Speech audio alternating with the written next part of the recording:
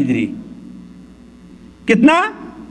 51 ہجری، 52 ہجری اور 53 ہجری میں حج کا امیر اور حج کا امام بنا کر کے کس کو بھیجا تھا؟ معاویہ رضی اللہ عنہ نے یزید نے اپنے بیٹے یزید کو بھیجا تھا۔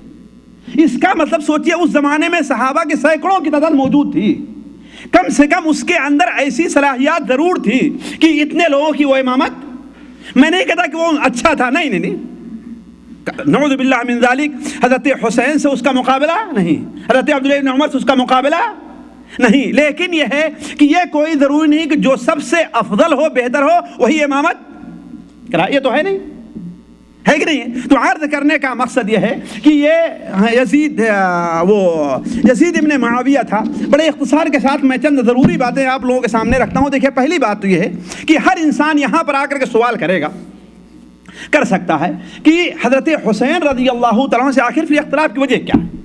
ایک سوال ہوگا کہ نہیں ہوگا؟ آخر وجہ کیا ہے دونوں کے اندر وجہ اختلاف کی؟ جب وہ صحابی کا بیٹا ہے، اس کی پرورش اچھی طریقے پر ہوئی ہے کہ نہیں ہے؟ حضرت حسین رضی اللہ عنہ اس کی قیادت میں جہاد کرنے بھی جا رہے ہیں، ہے کہ نہیں؟ اس کی قیادت میں امامت میں حج بھی کر رہے ہیں، تو آخر وجہ اختلاف کیا ہے؟ کہاں سے اختلاف پیدا ہوا؟ وجہ کیا ہے؟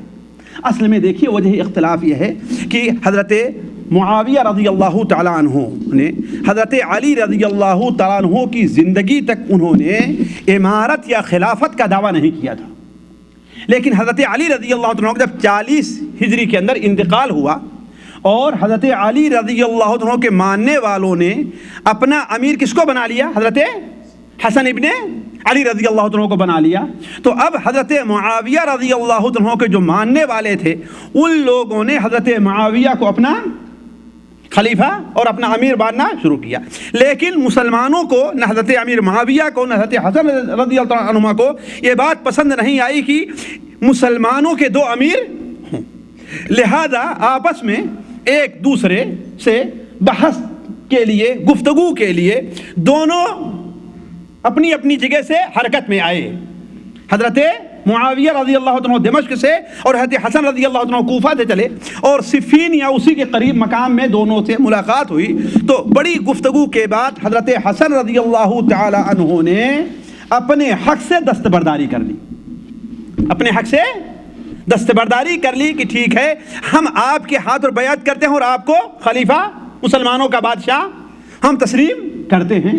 اور یہ حضرت حسن رضی اللہ عنہ کی خوبی تھی اور آپ صلی اللہ علیہ وسلم کی وہ پیشین گوئی تھی، جیسا کہ صحیح بخاری شریف میں ہے کہ آپ صلی اللہ علیہ وسلم نے کیا بیان فرمایا کہ یہ میرا بیٹا سید اور سردار ہے۔